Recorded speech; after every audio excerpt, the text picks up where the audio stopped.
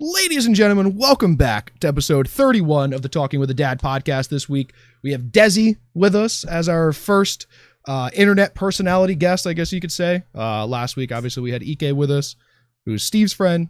We got Desi this week, who's my friend. So here we are. Desi, how you doing this evening? Hi, I'm good. I'm excited to be here. Good. I feel like I'm in an interview right now. That's exactly what this is. You should expect to get a job application shortly after this goes. Oh. HR will be reaching out after this call. Yes, HR will be reaching out.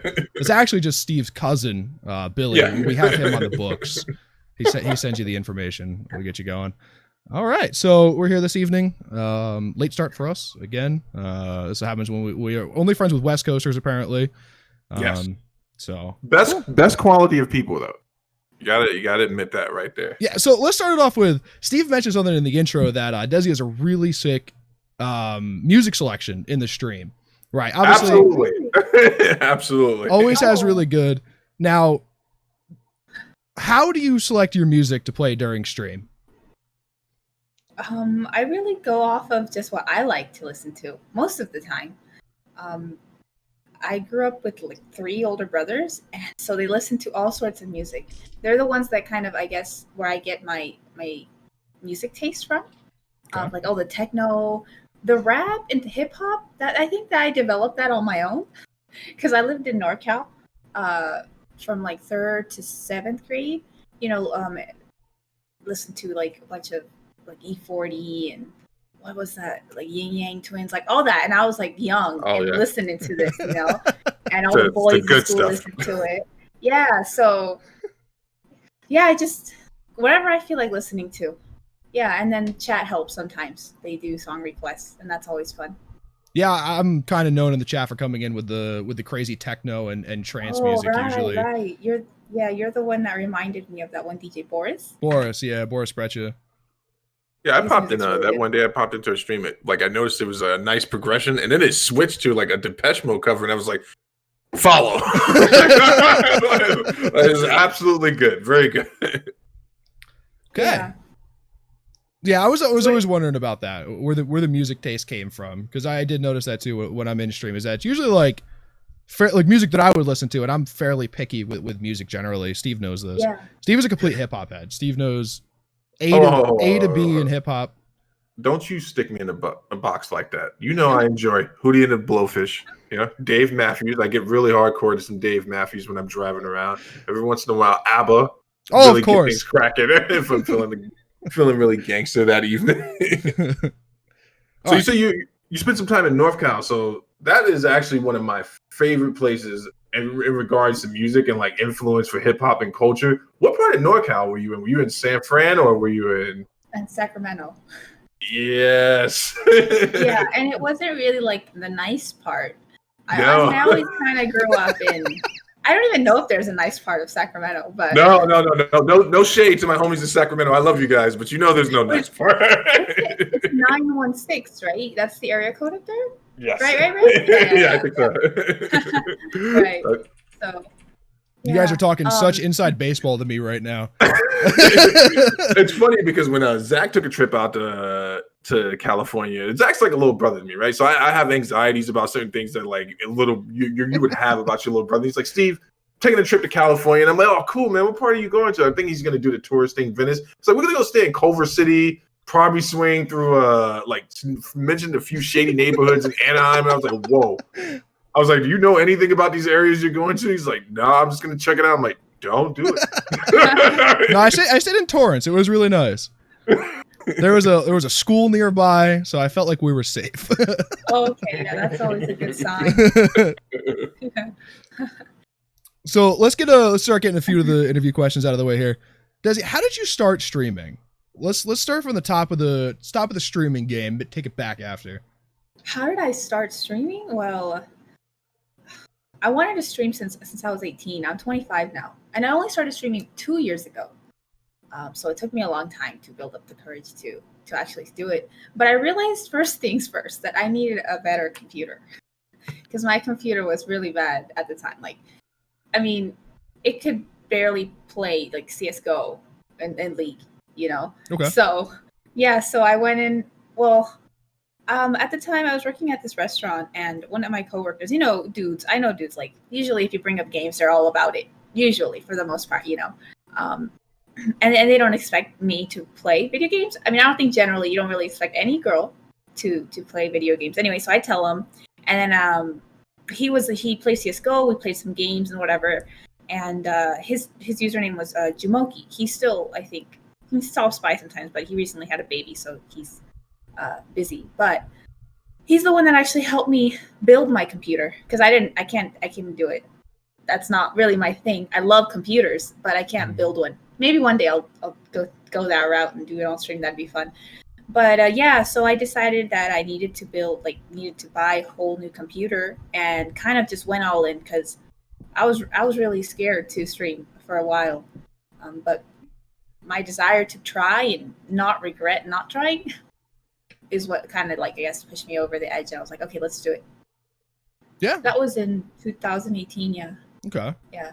For sure. You just celebrated 2 years on Twitch. Congratulations. Hey. Yes. Thanks. So that's a big milestone. Honestly, I think once you get past like I'm an exception. Once you get past like the first or second year, then it pretty much becomes a routine, right? And you're going to do it regardless, right? Because it's not really affecting you anyway negatively. You're going to play the games anyway. So just turn the stream on, right? That's really was my motto for a long time. And then I've been notorious for taking 5 and 6 months breaks every other month. So that's a thing that happens. So let's take it back another step here. How did you start gaming? Like what were the games you got hooked on originally? Like, yeah, go ahead. Well, like I said earlier, I grew up with 3 brothers, so they were always gamers. I remember like my earliest memories of any video games was maybe when I was 4 or 5, or maybe 5 or 6 actually. No, probably before that. But anyway, I remember playing some Sonic game on a Dreamcast. Yeah. Like Okay. from my bed, like just chilling. So ever since I can remember, like I was always into it. And I have sisters as well, and they were never as into it as I was. Obviously, I'm really into video games. I'm still playing them now, and I have been. But anyway, so that's the first game I remember. So I guess you could say because my brothers were gamers that I became a gamer. Sort of because they kind of brought it into the household, and I'd watch them play. I remember watching them play like Ocarina of Time, and it was the best. Like kind of just sitting there in the back seat and watching them play was fun. So Okay. yeah, that's kind of how I got into games. Yeah. So then Started- WoW came along, right? And kind of did it take over from the beginning? Because pretty much all you play on stream is WoW, right? You do your occasional Warzone and Counter-Strike and stuff, right? League maybe. As soon as you touch WoW, is it like, all right, that's it. That's all I'm playing. I'm done. Pretty much, yes. It was seriously like a drug. No joke. I can attest. Yeah. They played classic or vanilla, I guess, back then. Right. Now it's classic, I guess. I had to get my own account because I played too much. I had to get my own, I wanted to play. So yeah, I just loved it. I loved everything about it. The interaction with the other players, making groups and talking and all of it. I guess it's just me. What expansion did you start playing in? I think it was the end of Burning Crusade because I remember going to GameStop and buying Wrath of the Lich King with my brothers and standing in line at midnight or whatever. Midnight releases. I have a lot of good midnight releases stories. So you've been playing since the end of the first expansion, right? Burning Crusade was the first expansion? No. Well, actually, yes. It was Right. the first expansion. Right, First right, expansion. So the end of the first expansion. So a long time. So we right. in the intro, Steve touted you as a World of Warcraft expert. So playing from No. BC, I Uh-huh. think that kind of counts. BC's coming out soon, right? They're adding that to Classic supposedly. next year, from what I've I heard. don't know. Probably. Man, yeah, that's gonna be crazy though. Yeah, I think it's interesting that the way that Classic works, just the way that old school RuneScape came out after a really bad move on Jagex's part. So then we got old school RuneScape, and then was it Legion was good, and then Battle for Azeroth was really not great as far as expansions go, right? So Yeah. people were up in arms, and then they've been calling for Classic since what? Warlords of Draenor, I think, is really kind of when that first rumor and that first inkling of people wanting to play started. And obviously there were private servers and stuff that weren't technically illegal, and pushed, and we got Classic WoW. I bit the bullet on it too. I played quite a bit. Not a great player. It was never it wasn't my childhood, but okay, cool. So is WoW your favorite game of all time? I think so. Yes, it is. And other favorite games of mine, I have to say Skyrim. Yeah. Skyrim's great. I never played all of the Elder Scrolls online, but I did play that one. Skyrim was awesome. I love all Zelda games. Okay. I remember playing Wind Waker so much. So, yeah, I love it, really. I think it's funny that all three of us in the call right now come from completely different backgrounds in gaming, right? Mm. You're an MMO player. Mm-hmm. Steve likes to play fighting games for some reason. Can't quite figure that one out yet. And I come from What shooters. makes the world go round? Just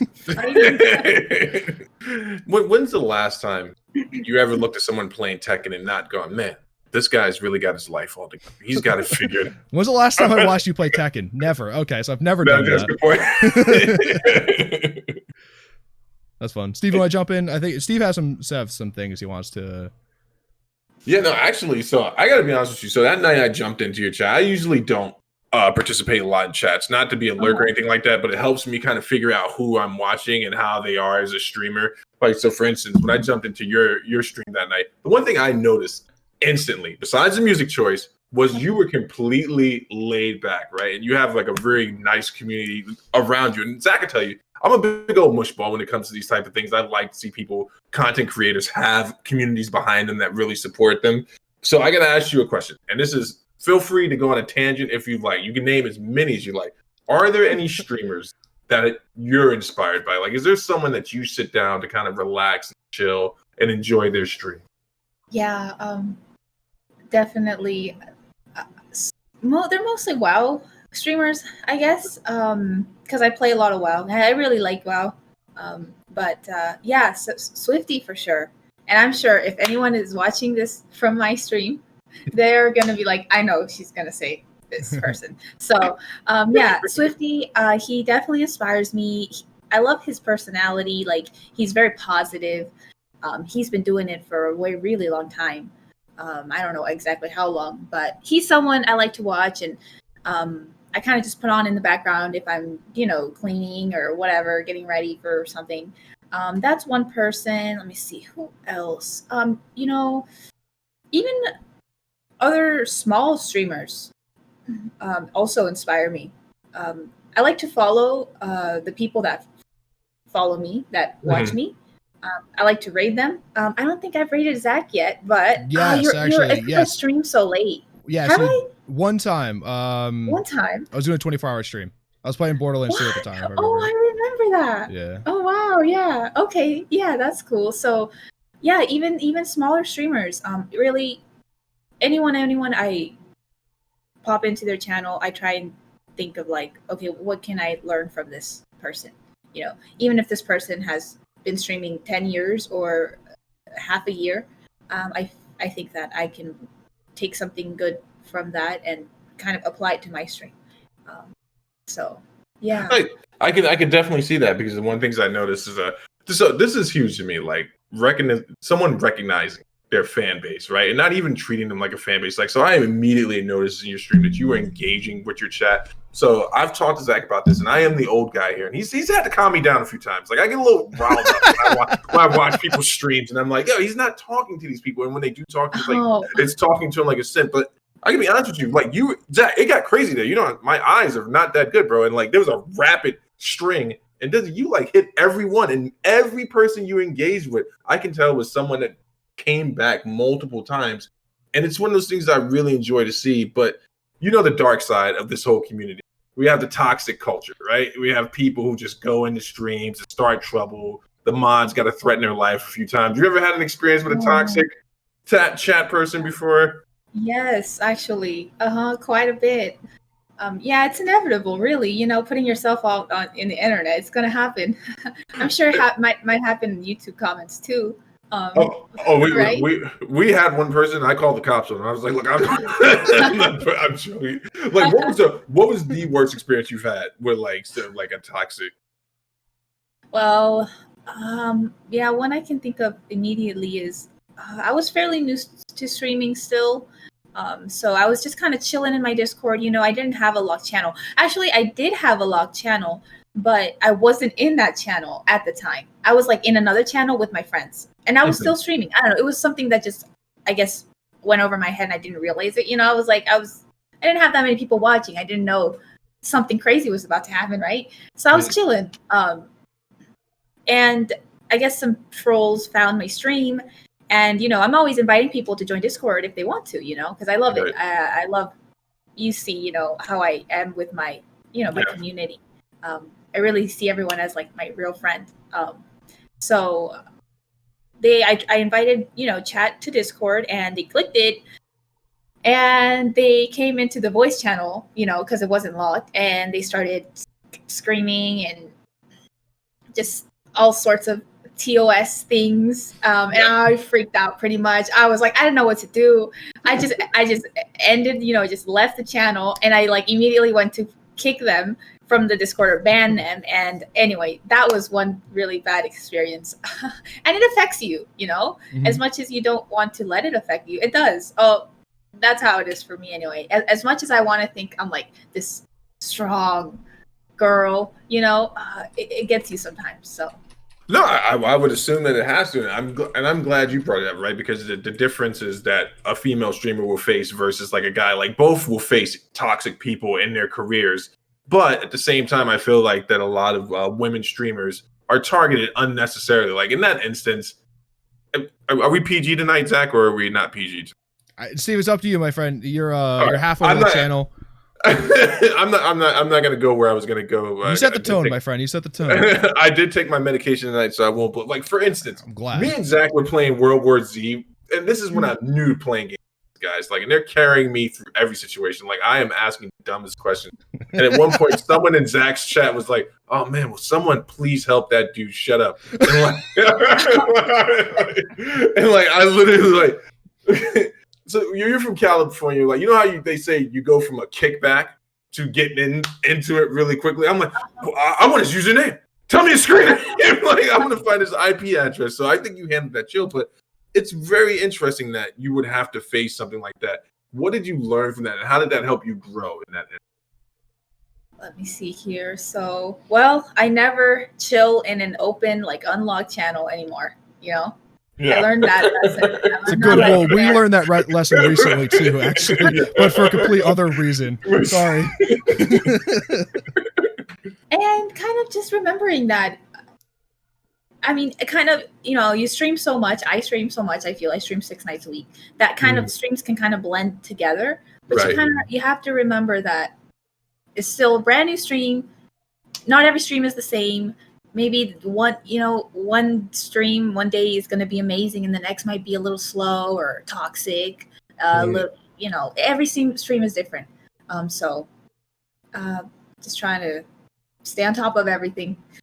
The crazy thing is, there was an article that came out today, and they were reviewing everything happening with the pandemic and how certain markets have really decreased, but obviously one market has had a huge jump in growth, and that's streaming. And so a lot of people are really starting to take notice, not that they weren't before, but starting to take notice that when someone refers to themselves as a content creator, that's just not a name they came up with, right? That's something they take pride in, like they enjoy. Like you said, you stream 6 days a week.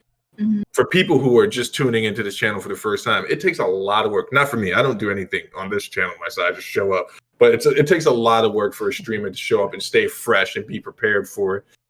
Do you feel as a content creator that the industry is heading into a place where it's maybe too commercialized, or people are stepping away from the purity of it? Like, are you still having fun? And do you ever worried about it becoming more corporate? No.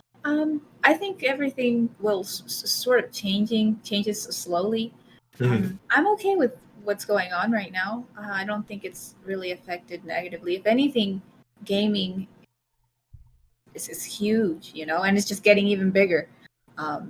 There's some really successful streamers, gamers, like pro gamers, esports. It's crazy. It makes me really proud to be a gamer.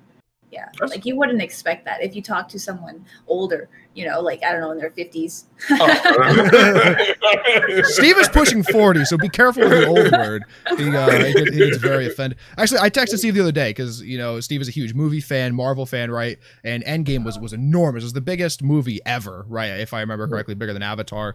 Yes. And I sent him some information about Grand Theft Auto 5, a game that came out 7 or 8 years ago at this point, that has passed $6 billion in gross profit, right? Yeah. Which is 3 times the amount of which the biggest movie of all time had ever made, right? Biggest and greatest movie of all time. Right. Avatar.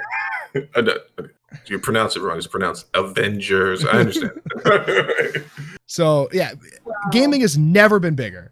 Right, gaming right now is about as big as it's ever going. Is not even as big as it's ever going to be. As big as it's ever been, and it is still massively on the incline. I feel. I think millions of accounts on World of Warcraft monthly, hundreds of millions of accounts on League of Legends monthly, and Counter-Strike and Call of Duty, and so those games are super big, right? Now, what is growing along with that is the content creation. Now. Yeah. Somewhere down the rumor mill, I hear you're starting a YouTube channel, Desi.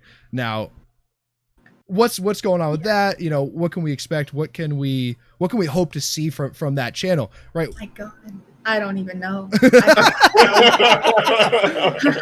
You're talking to the choir at that point because we still don't know what this is. I think you guys are doing great.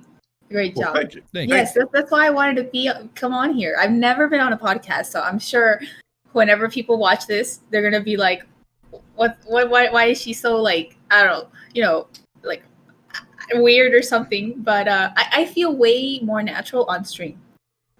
Something about, I don't know what it is, but anyway, I can already feel myself getting more comfortable here as the podcast goes on. But anyway, I think you guys are doing a great job, and that's why I wanted to be on here, because I want to tell my community, let them know, like, hey, I was on this podcast, you guys can come check it out, and hopefully they can come back and listen to you guys for future podcasts. We definitely appreciate that. We definitely appreciate we really that. do.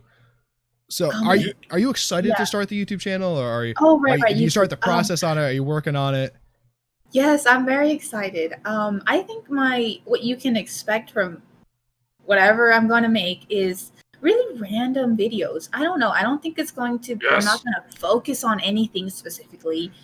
Smart. I really don't know. Like, I'm getting into it because I want to learn how to edit videos. Okay. That's it. I'm doing this for fun. YouTube was never something I was like, yes, like I want to be a YouTuber. Yeah. Like, I know that was streaming for me. If anything, I was like, I want to be a streamer, So YouTube now is something I'm doing it for fun. I'm working from home right now. Everyone has a lot of time, I think, right? There's nothing to do. So, I have a little bit of extra time. I was like, let me learn something, and hopefully I can, and I can make some videos, it just be fun, a few minutes long. Nothing super crazy. Hopefully I can get there, but yeah, it's just going to be fun. It's one of those things in my mind that definitely doesn't hurt doing, right? Mm-hmm. Diversifying portfolio, it's a good thing, when investing. It's also really good if you're a content creator. You can't expect all of your revenue, especially at some point down the road, Desi, you will be a full-time content creator, right? You're heading down that path. Are you very close to partner, or like above eligible for partner or something, right? So you're very close to that milestone, which is enormous on Twitch now, right? And that'll just snowball eventually into you being a full-time streamer, right? Yeah. Having that other source of income from YouTube or from selling t-shirts, right? That is huge for streamers because you can have a really good month and have a really bad month, right? So you can't expect that paycheck to come from the same spot always. So it's really good that you're doing that. Huge move into YouTube. It's a growing platform still. It's the biggest platform in the world, I think. And it's really hard. That's why Steve does most of the back end work, and I do all the recording and editing and stuff. Steve is the guy behind the titles. If you guys don't like the titles, hit Steve. The tags and the descriptions and stuff. So. I'm sorry, of the videos? Yes, it's actually really important. It's super important to like synergize titles and tags and information in your in description. Oh, and but believe me, you will get unsolicited advice on YouTube. I got a message and I was just like, oh, I didn't ask for this advice, but thank you for that. We get comments all the time. This is a nerd. I'm a nerd. I don't know if you can tell that about me. Zach's not as nerdy as me, but would you qualify yourself as a nerd? Would you say that, hey, I am someone that nerds out on stuff? What do you mean nerds out on stuff? All right, good. I'm glad you asked the follow-up.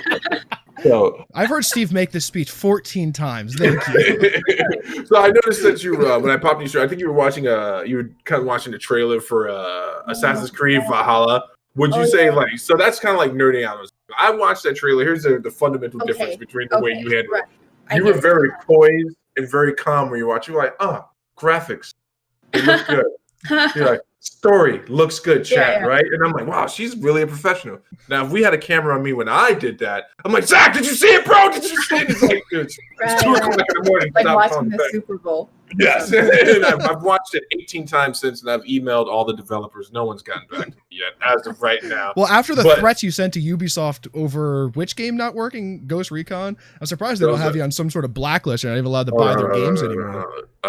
My lawyer said we're not allowed to use that type of language on the channel. I didn't threaten your Ubisoft. I sent them a letter with blood droplets as a friendship extension to hopefully win their favorite video game. But when I say if you're a nerd, like, is there anything that you super look forward to and you're like, man, this is my thing, and like I will spend all the time doing it if I possibly? Yeah. When was it? Back when I used to play League of Legends. This was when I was like 18, 19, 20. I played it for like 2 years, and that was all I did. This was after I quit playing WoW. Let me see. That was my like next addiction. You know, you move on from one thing to another. So I quit. Well, I took a break from WoW. When was it? Oh, when MOP came out, Mists of Pandaria. And then I started playing League, and that was very early on. Actually, I played League when it was like very new still. Not new, but like in the early phases. Anyway. Yeah, so I used to watch. I remember watching LCS. Yep. And looking forward to that a lot. So I guess I used to nerd out on that. Sure. I do. I remember watching the LCS, and then they also YouTube had this like sort of, I don't know, kind of like a, not like a show, but they'd follow the gamers around, and you know, kind of like a little, how do you call it? It was so they did it. Sort of. Are you referring to the one that TSM did way back in the day, where Reggie was recording everything inside the house? Yes. I forget what the name of the show was, but they made their own reality show out of the esports players and the league and leading up to it, almost like man, you could do it with so many major sports. I just don't remember. HBO does it. Going into the NFL season, Hard Knocks, right? Very similar to that, where they lead up to the season and then in between. Optic did it best, in my opinion, with Call of Duty and all of their stuff. Vision, thanks Hitch, before Optic got sold out. But yes, I was huge into the TSM stuff back then too. Yeah, me too. You live so close. Did you ever go to an LCS event? No, I haven't. I want to though. So maybe what? I mean, even though I don't play League much anymore, I would still go. Yeah, for sure. I like events and people, obviously. Right. So I like to be around all that fun stuff. So you went to. I'm sorry. Go ahead, Steve. No. You hit it. All right. So you went to BlizzCon last year, right? Was it your first ever BlizzCon? No, I went the year before that. But I only went for like half a day. I couldn't get the 2 days off from work. And it was so annoying. Like my alarm actually, I don't know, it didn't go off. And I live I'm in LA, and Anaheim is like 2 hours away or 2 hours. And oh my God, I left it like, I don't know, 1 or 2. So there was like, I mean, I don't know. I left at a time where there was so much traffic. Like I slept in, I guess I didn't hear my alarm. It really, really sucked. I was planning on being there the whole day, but because I didn't hear my alarm, I think I went to sleep too late or something. I only made it to like the rest of the half day. So it was still fun, but I didn't get my whole experience out of it. So then last year I did. It was really fun. Even Thursday night, it was like Halloween. People partying at the Hilton. It was really fun. I even did some IRL streams. Have you guys been to BlizzCon?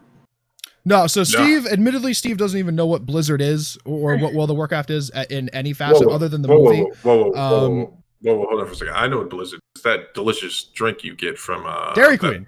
Yes, it's amazing. Very tasty. And I've never been. No, I've only been to the West Coast one time, and is when I went in February of last year. Just because, honestly. But I've been to 5 PAX Easts and such. So, have you been to a PAX? It's up in Seattle, I think, on the West Coast. No, I want to.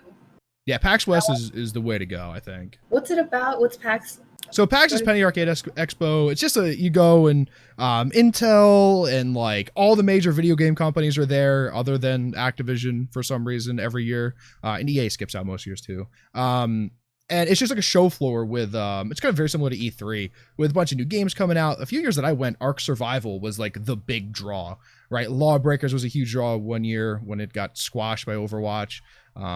It's fun. A lot of content creators go. It's a good place to network, and it's really just fun to hang out. Honestly, it's just partying. Oh, that's yeah. Honestly, after this quarantine is over, I look forward to going, like, taking advantage of my time and going to events and stuff. For sure. Like, I live here in LA. Like, I can go to so many things, concerts, and I don't. But now, that was sort of taken away from me. It's like, oh man, I want to go. I want to make that time to go and experience all that. I was just thinking about like you having to try to make that drive from the Valley to Anaheim. That means you were probably going to take the 5 to the 405 or something like that. I was just sweating right now just thinking about it. Like it's the worst feeling on earth. Did you drive Did you get on the 405 at all while you were there, Zach? Did you make it on there? I don't remember most of it, to be honest. Most of the driving, at least. I remember driving from Hollywood to Torrance, which is I don't remember how long it is, 20 miles maybe, something like that. And it took 2.5 hours. Yes. And it was the most brutal thing I've ever done. And we drove back into downtown to go to Fogo de Chao, and that took a long, long time. I for sure I'm going back to California at some point, and I'm not staying on that side of the city. I'm going to stay in like North Hollywood or something, I think, if I go back. Yeah, so North Hollywood, Valley Glen. What's another good area? There's a fun area. There's Sherman Oaks. Studio City. Yeah. Very, very nice.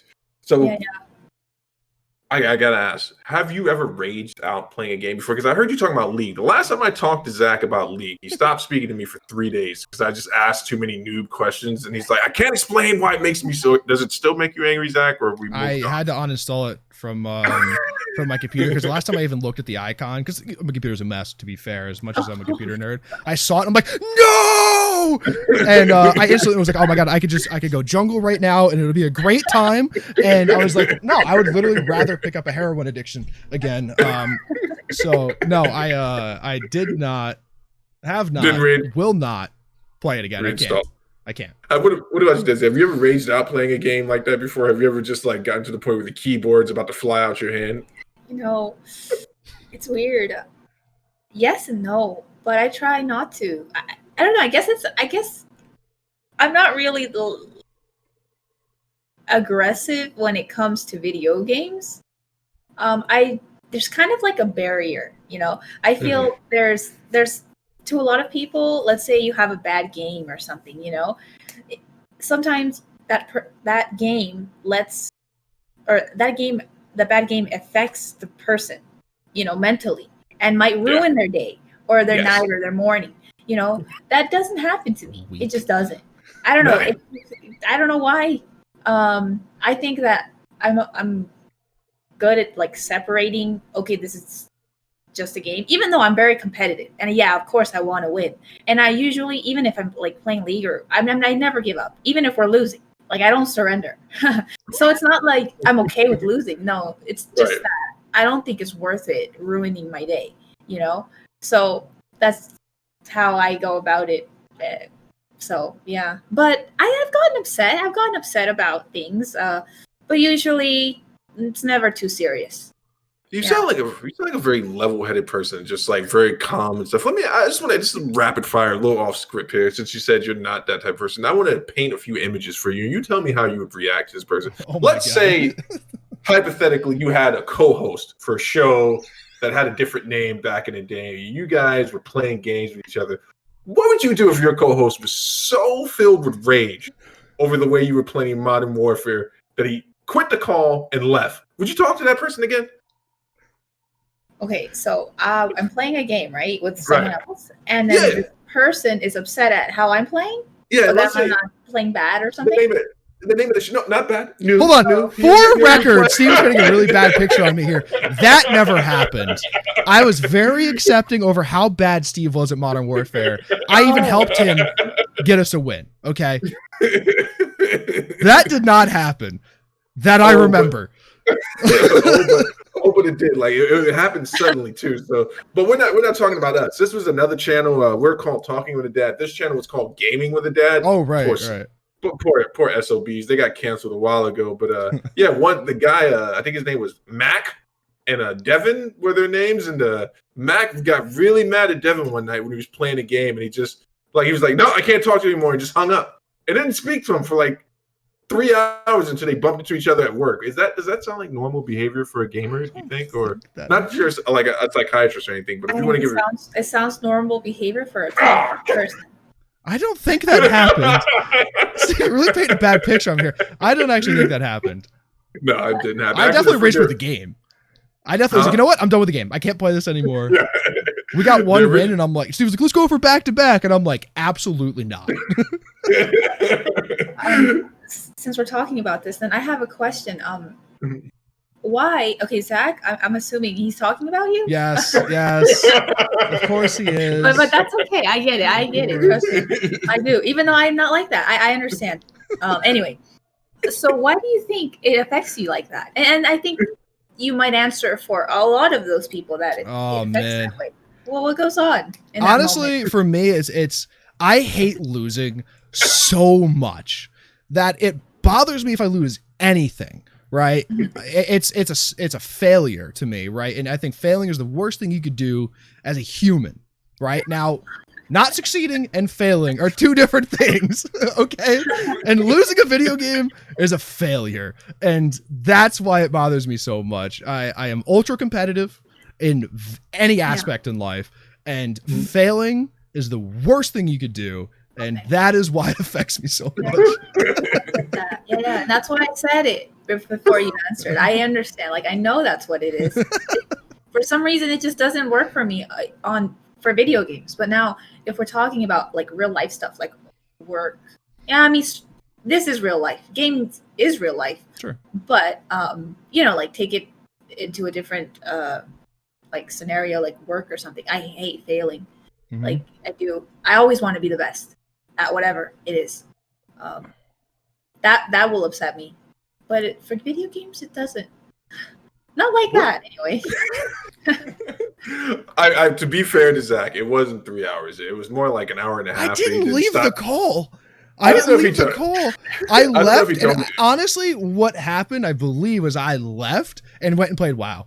I was like, you know what? I'm done with this. I'm going to put lo-fi on. I'm mentally checking out, and I'm playing WoW. I was like, I can't play Modern Warfare anymore. And then we made a video out of it, and it was a fun video. We actually won, surprisingly.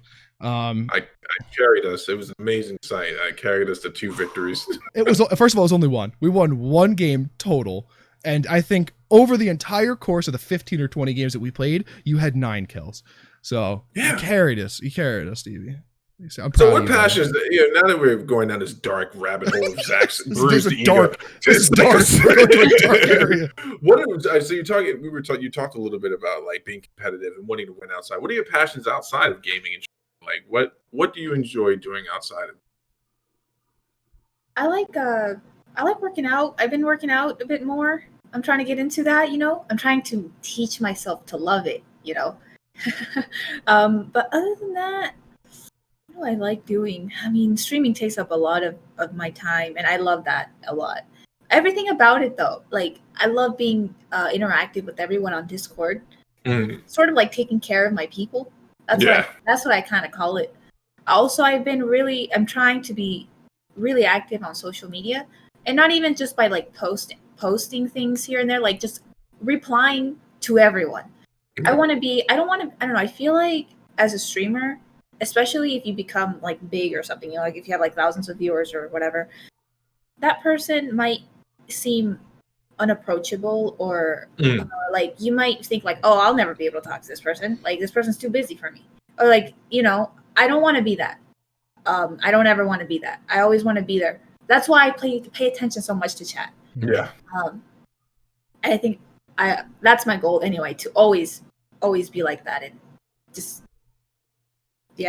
so no, you know what, I'll say it again, man. Like I learned it at first. I first saw it with Zach and the way he approached people who came into his chat, even if they only came in for a second, showed him love. And then when I watched your stream the other day, I was like, man, you're exactly what you just responded to. You just made everyone feel as if they were part of the community. I do really wish you the best of luck, and I hope as your career, like Zach says, I don't want to blow your head up, but I obviously can see talent when talent's in front of me, and except for myself, I'm not talented at all. But you are going to be someone that people are going to enjoy watching because of the approachability, and you make good content. So I wish the best for you. I really do. Thank you. I'm just trying my best. When I started streaming, I never knew what was going to come of it, if I was going to be good or bad or anything. But I'm just keep on keeping on, right? That's what I'm saying. That's a Twitch thing. I'm gonna make one song request of you. You got to play Chibo Mato. Just look him up. Wait, you got to. What's it called? Chibo Mato. It's Cibao. Okay. Sugar Water. Next time you're on your chat, I'll throw it in there for you. Okay. And you enjoy it. It's right up your alley. Oh, that's awesome. Okay. What genre is that? They would be the precursor to like lo-fi. I guess you would call them proto lo-fi. They were one of the few bands before that kind of kicked it off. But I'm showing my age now. Like chill music, sort of. Yeah. Very chill. Steve, when it comes to music, Steve is far and beyond anything I could ever imagine in a person. Steve is incredible with music. That's his talent. Oh. So I have some questions for you guys. For sure. Okay. Shoot. Let's do it. All right. So I want to know where did you guys get your inspiration from to make this podcast? Steve, go ahead, buddy. You go ahead. You give your side of the story. I was forced into it, so. Forced into it. So it's funny because before my second career path, I used to do crisis intervention work, and I would coach people in how to deal with substance abuse and recover from those type of things. So what I did, and that used to be my passion. I did that for 8 years, and then I stopped doing it. I met Zach in our shared new job, and we instantly got along, but we had a lot of hard conversations. And I was like, you know what? I'm like, Zach, you seem like the type of guy. I saw how intense he was, and I appreciate that about people who, like, when they have passion. I was like, let me tell you what I did for a living prior, and I want to pitch something. Would you be interested in teaching me how to play first-person shooters? Because I thought it was a stupid genre, right? I am a game fighter through and through, like Tekken, Street Fighter. These are the games I grew up with, and these are the games I will probably continue playing. And I like to say that I'm actually fairly decent at these games, as I had to show someone at our old job. Yeah, so as Zach, he was interested in, I've ever seen anyone ever get. It was glorious at that. So it started off as at first us just joking, like he's going to teach me how to play games, and he was going to teach. I think it was originally like I was supposed to play Cash, right? You were going to train me how to beat Cash in like CS:GO or our boss at the time. Yeah. And so then we finally just, helped Zach actually help me build my computer. And then once that was that, I said, you know what, let's do it, bro. Let's actually do this. So I got a webcam. We did our first video, which was on Borderlands 2. I'd never played games on a keyboard or anything like that. And we had so much fun at the beginning of Borderlands. And it initially started just him teaching me how to play games. And I'll let Zach pick up the second half of that question. So as a transition from me teaching him how to play games, Steve got competent. We played Borderlands 2 for 3.5, 4 hours, maybe. A lot of content up on the channel already. And then we transitioned when Borderlands 3 came out. into playing Borderlands 3. I thought Borderlands was a perfect game for Steve to learn keyboard and mouse on, and that was still also a shooter. Because really my true way for people to learn keyboard and mouse when they ask me is to pick up and play Minecraft. That's how I learned. That's how I became skilled at aiming and where I need to be, and transitioned into shooters after that. But Steve was like, nope, that's for children. Agreed. Moving on. Actually, he said something way different than that. That's not allowed on the internet. So we played Borderlands 3, and the first 4 or 5 episodes, it was, still fundamentals, teaching him how to do things. Steve got competent really quickly. Right? I'll give him that. Really quickly, he was good enough that we were just having a conversation the entire time during the recording sessions. And it turned into not me teaching him how to play games. It was just us talking about topics, mostly fighting. But us talking about topics for an hour and a half or 2 hours a week. So at one point we're just like, hey dude, just cut out the games. Like, we finished Borderlands 3 and we're like, this is the worst experience we've ever had. It took 17 times as long as I thought it should have. So we were like, all right, let's just transition into a podcast and just do topical videos of like things that we want to talk about. And that's how the podcast started. Truly. That's so cool. That's a good story. Yeah. So when was your guys' first podcast then? Ever? Oh man. 33 weeks ago. Whoa. That was real quick. Was that off? Well, the top of your it's head? episode 31. Episode 31. Oh, okay. We've missed 2 weeks. Okay. So Nice. I don't know. And even that was like kind of by mistake, right? We did that fight was night. That was a spur of the moment. But I was like, Steve, we had talked about doing this. Hop in a call. Mhm. Let's just sit and talk for like an hour. And it turned out that we both had a ton of fun, and immediately afterwards, like, all right, when are we doing the next one? Right. So every Friday night now, we sit down for somewhere between an hour and 2 hours. I don't know if have we gone over 2 hours yet? Probably not. No. Close, but never quite over 2 hours. Wait, there is one time we went over 2 hours. It's the episode that has been lost in Oh yes, There was- the X-File. I found that hard drive. I found it. We decided it was going to be a good idea to do a fight night and to do a podcast reaction to the fight afterwards. And it was actually my bright idea. I was like, we'll do a hoagies and whiskey night. Like, we'll eat hoagies, we'll drink whiskey, and we'll talk about the fights. Needless to say, nothing that was recorded that night should ever be consumed by polite society. It is the worst content that's ever been created. How big of a bottle of whiskey was that we finished? Is that a fifth? Yes. That was a full fifth of whiskey between the two of us until like 4 a.m, or maybe even later than that. Bad idea. It was bad. It was bad. I have it on a hard drive that I had, or a memory stick that I had just found, and I'm like, oh, I should like see it, and I'm like, nope. I'll put it back where it was, and I'll forget about it for another 6 months. So do you guys ever get like a little nervous to record, or not at all? It's something that you're used to. I can let Steve answer that because I have a long-winded answer on this.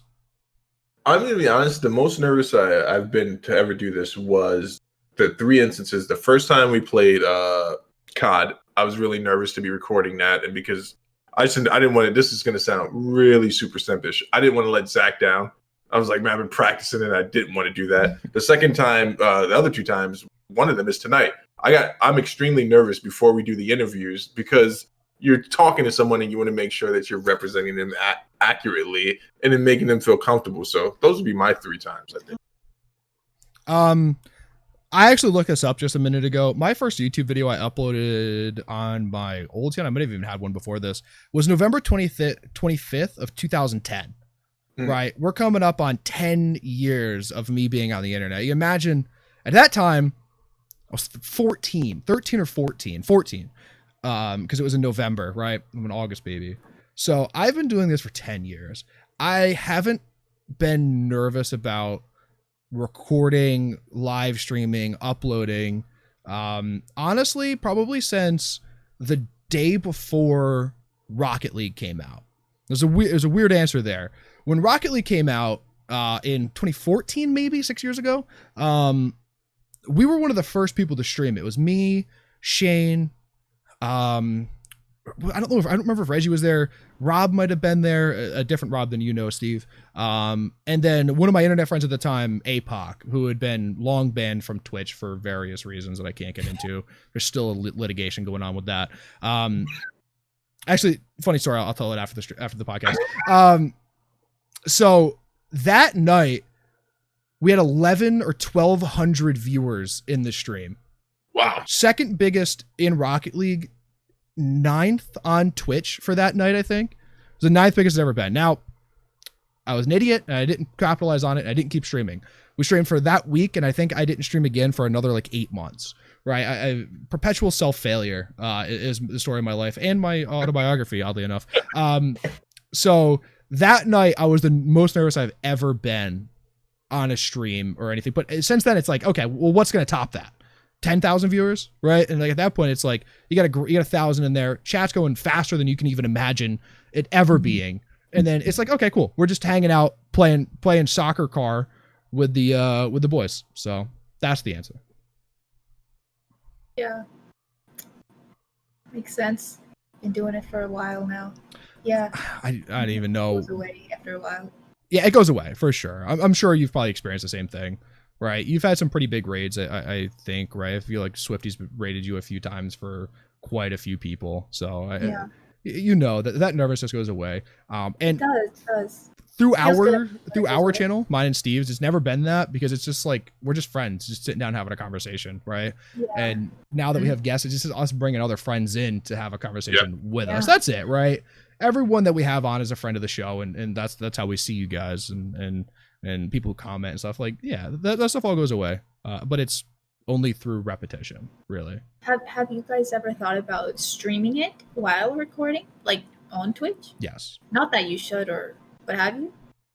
We've had that discussion a few times, for sure. Yeah. We haven't quite finalized when, how, why we would do it yet. It would go up on YouTube. I've never streamed on YouTube before. I'm not even sure I can. Now that I think of it, because I'm affiliated through Twitch, so I think I'm exclusively through Twitch or something. But it would be under a different name, so I don't think that's a big deal. But yeah, we have thought about that. Actually, one of my viewers in my chat today was talking about it. I was telling him, hey, we're having a podcast, I'm having a guest on. He goes, okay, cool. What time does it go live? And I'm like, no, it goes up tomorrow. He goes, oh, I wanted to sit here and watch. I'm like, okay, well, we'll have to figure it out eventually. But yeah, that's kind of where we are with it. But that would be like sort of a different element, right? If you're streaming it and sort of recording it, because if you're streaming it on Twitch, what do you do with chat? Do you ignore chat? So, or how does that work? Actually, I have an idea for this. I guess you gotta kind of combine it in a certain way. Yes, huh? I have an idea for this. I would do, if we were doing it on YouTube. I don't know if I would do channel. So I think it's super chat on YouTube, which is donations. Yeah. And so that's the ultimate way that I would like to do it. Right? Is you donate $5 and you're like, hey, this is a question, and the last 30 minutes of our show is fan questions. Right? I would love to be able to do it that way, but we're not big enough yet for that. Right now, what I would probably do is have one of my friends moderate the chat, take down the list of questions, and still fan questions if we have any, and do that for the last segment of the show. Cool. That's what I think I would do. Probably do a live watch too, like something that wouldn't get us copyright striked or something like that. Just enjoy watching something that we like watching. I had a lot of fun that night. Who was it that went live with the Luchadores? That was Pat. That was Cash. Yeah, that would be something. That was hilarious. That was the most fun I've ever had watching Twitch. That was really fun. Does he have any more questions for us? I have a few more. Sure. Shoot, absolutely. I have one that I'm sort of like, I just thought of right now. Go ahead. So where are you guys? In your apartment or house? Like, where is this room that you're in? What is it? I am in my fortress of solitude in the great state of Canada. And so Steve has a palatial estate. let's be fair. Steve has an entire compound over there that many people would be jealous of. I'm in my bedroom. So I'm down in the man cave, and that's why it looks so grim so and dungeony. It's so grim and dungeony down there. Okay, cool. One more. Okay. Yeah. If you guys could have, okay, here, let me rephrase this. What's like one dream guest you guys would want to have on your podcast? That's alive. I don't know. Have I thought about this? For me, it'd be something car related. For me, I think. I would have two people. It would, but one of them I would be scared to be in the same room with him. John Jones would be one person. He's in, and then the other one would definitely be Joe Rogan. Like, if I could get, wow, yeah. I'm glad you said Rogan. Mine at the moment would probably be Matt Farah. He hosts the Smoking Tire. I'm a huge fan of the Smoking Tire. I love cars. I'm really, really into cars, and he's a wealth of knowledge that I would love to have in my circle of friends. Matt Farah would be mine at the moment for sure. Oh, that's cool. I think some honorary mentions would be. I would love to have Bitwit on. He just seems like someone that like you could have a lot of good time talking to about computers. And I could stuff go like with that. honorary mentions forever. I've been a fan of Painkiller already, a podcast for 10 years, right? They literally just celebrated their 10-year anniversary. I watched the first episode. I actually have a video on my channel, my old channel, that I'm on record 8.5 years ago saying that I was watching Painkiller already. So any of those guys would be amazing to have on. Obviously like movie stars like Chris Pratt or some shit, but yeah. Chris Pratt probably smells really good. I would love to have him on the show. That's for when we have a studio. Eventually we'll have a studio somewhere in Steve's palatial estate, maybe in the guest house.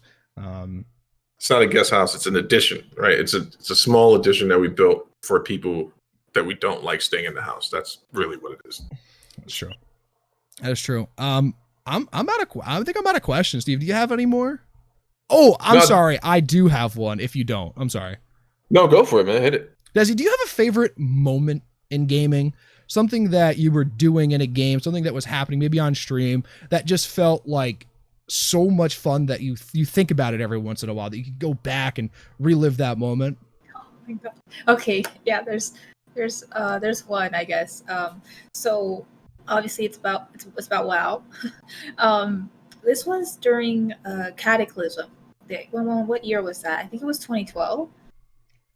Look it up. But anyway, that's when Rated Battlegrounds came out, and I was all about it. I love PvP, even though I don't do much of it right now. But chat can tell when there's world PvP going on, I go crazy a little bit. But anyway, so man, we were in this one RBG, and these were high rated RBGs, like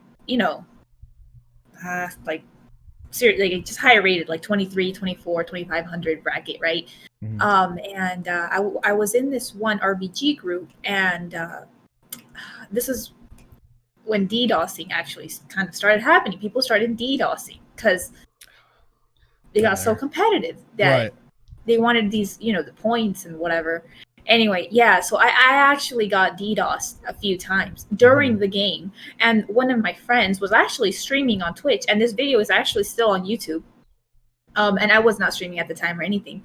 But anyway, I got DDoSed, like the flag carrier got DDoSed while having the flag. It was Twin Peaks. Do you remember that battleground? I don't know, sort of like Warsong Gold. Yeah, I remember Warsong Gold. It's sort of like that. Anyway, so a bunch of people got DDoSed, like on our team, and then there was like inside people on our team, I guess, also DDoS them.